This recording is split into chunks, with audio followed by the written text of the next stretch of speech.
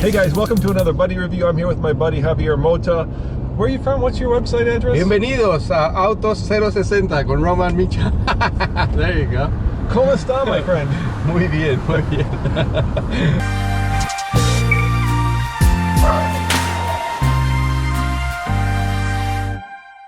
We are here in Indiana, and we're just crossing between Kentucky and Indiana. Yeah, and we're driving the new Acura TLX. So this is a mid-cycle refresh. Yeah, mid-cycle refresh, which nowadays every car company is making them like faster and with more substantial changes. One, because technology allows them to do that, but two, and maybe one, a more important one, is like competition. Is like catching up with like everything. So nobody can wait 3, 4, 5 years to put up with something new. They have to come with something new every 2, 3 years now. And this competes in a very crowded market, right? The BMW 3 Series, the Audi A4, the Infiniti, Mercedes-Benz C-Class, yeah, the Lexus IS, yeah. Yeah, there's just a lot of cars that compete in this kind of good cars, entry level. And interestingly, all those cars now come with a 2-liter turbo, except for this one. I know. This one comes with a 4-cylinder 2-liter also, but this one, which is the main model, I guess, is a V6 3.5. And they have two variants of this. The what is it? The Advanced? Yep, and the A-Spec. A-Spec. But the difference here is that the A-Spec, it's only a cosmetic improvement. Yeah, so we're in the Advanced. It's got square tailpipes. The A-Spec has round tailpipes. You know, I would think you'd want a little bit more horsepower when you've got the more performance-oriented model, but they've chosen to keep it more of an appearance package and less of a performance package.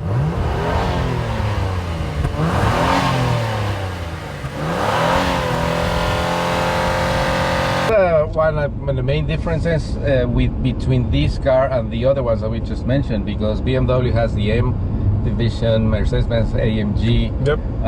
The Q50 has the S model too, also that with up to 400 horsepower.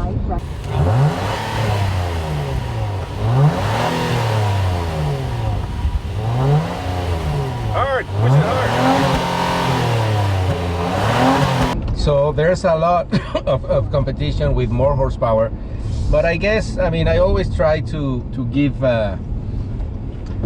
justice to a car for what it is, not for what it's not. That's a good point. It's like when you're like, I used to play soccer a lot. Yep. And like when we were at the field starting the game and saying, where is like Roman, who is the best player in the team? Well, he's not here, guys. We're gonna have to play with the guys we have here. So let's concentrate on this and not we're not have here. That'd be Roman. Thank God he's not here. But yeah, you're right. I mean, let's review it for what it is, not for what it isn't. It isn't an M3. It isn't the S4. It's a 300 horsepower. 290. Yeah, 290. 267 pound-foot of torque. Acura, and they have given it kind of that family grille now, so it's got that. It's less of a beak and more of kind of a chisel nose. Oh, they call it a diamond pentagon grille? Yep, diamond pentagon grille. There's a lot going on, and that's also becoming very standard in the auto business. It's got a huge Acura a badge right on the front of it. A huge improvement from the recent model, like, well, not recent, maybe 5-10 years ago, that were like so bold and like straight lines and like really look like Transformers almost. But this one, I think, is a much better application of that design. What I really like about this car is there's a sense of solidity to it, right? It feels like it's built out of one piece of metal as opposed to a bunch of different parts. Yeah, exactly. I mean, that's like come from the Honda family. I mean, like all the quality, the attention to detail, the materials everywhere you touch is pretty nice materials. This is the Advanced, but in the A-Spec, the steering wheel is actually thicker, so you can see a few differences. It has a little logo here in the bottom of it. So, and I think, I mean, whatever strategy Acura has done with this thing, in terms of like not giving more high performance, maybe they're gonna come up with something different. Like maybe they put the hybrid system from the NSX as they did with the MDX, and they can improve a little bit of horsepower, which they did with the MDX. So. And that would happen at the redesign, not at a refresh, right? Because then you're really messing with it. Basically, underneath, this is an Accord. Exactly. I mean, and much better. And the other strategy maybe is that, I mean, this model, when you compare it to exact performance level to the other brands,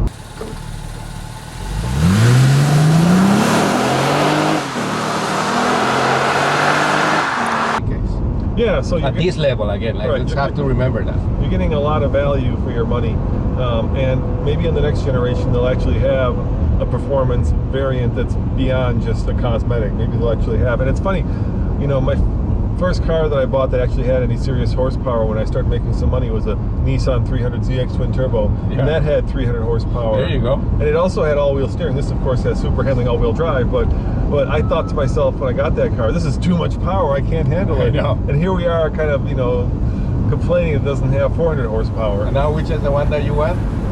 I want Grand Cherokee Trailhawk. Yeah, with the 707 horsepower. Know, so a little bit more than twice than this car. So I mean, there you go. I mean, people want more, always want more. Always want more. The point is, you know, once upon a time, 300 horsepower, in this case 290 of course, was plenty, and now I'm like, it'd be nice to have 400.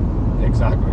So in this case, we only get 294 now. Who knows what they're gonna do in the near future? Maybe you're right. Like when it comes, like the next generation, I'm sure they're gonna improve it, because again, competition keeps moving and they don't want to stay behind, which they did for like 10 years. Acura before the NSX, it was like flat. I mean, they were lost in the woods for sure. Yeah, I mean, it was like on like vital. You know, so they've returned. The original theme was precision. What is it? Precision crafted performance. That was what they started out with. They've returned back to that. They're trying to go back to their roots, and they're trying to build cars that are sporty and engaging and fast and fun. And I think with the NSX, they certainly accomplished that. And now this is kind of the next step in that brand remake. You know. And you have to always give credit for the people behind that, because Johnny Queda, who is the head of Acura here in the U.S., started with the company when Acura started here in the U.S. with that kind of philosophy, and he actually has said several times in the past couple of years when he started to introduce the new models that's exactly what he wants to do, to go back to what they were doing more than 20 years ago. So the things, let's start with the things I'm not like thrilled about in this car. I'm not a big fan of the push button transmission. You get it's used a little bit confusing. Yeah, you get used to it after a while, but once again, you're re-engineering something that probably didn't need to be re-engineered. And the reason they're doing this is because now with electronic transmissions, you can save up a lot of space, so you don't have to have that bulky lever. And you're gonna have more space for example, I put bottles here, like in the middle. Yeah, exactly. You can put it right there.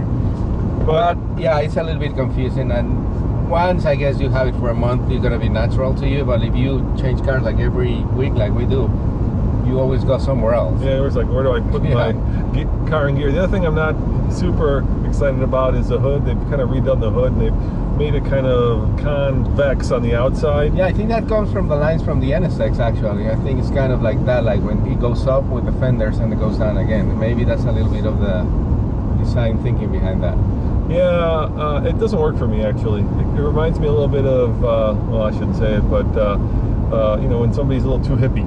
And I'm not talking about like hippie in the hip. Yeah, in the hip. No, hippie from the 60s. Hippie in the, like that. Yeah. One thing that I don't like in a lot of the current Honda products is like the two-screen thing. Yeah. But in this one, I have to say that now that they have Apple CarPlay and Google Android Auto, it actually works, because when you hook up your phone, the top screen displays whatever content that you have from your phone, and this one you can still use for the other functions of the phone, like of the car, from like navigation, radio, and all that. So in that sense, it works.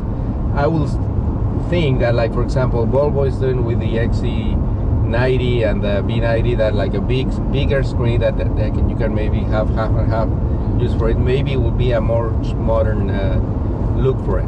Yeah, the issue is obviously if you hook your phone and there's one screen, you all of a sudden can't control the other one, your heat and your cooling, right? That's no good. Yeah, but in this case, I think it works. Still, I mean, this is from the previous generation. I'm sure they're going to come up with something different for the next one. Yeah, they said they've improved the speed on it, so it's a lot faster, and it feels a lot faster. You know, it responds immediately. I hate when there's that lag time and you're like, go, go, go, and it doesn't do anything. Yeah. So, well, we're going to go back to the hotel now.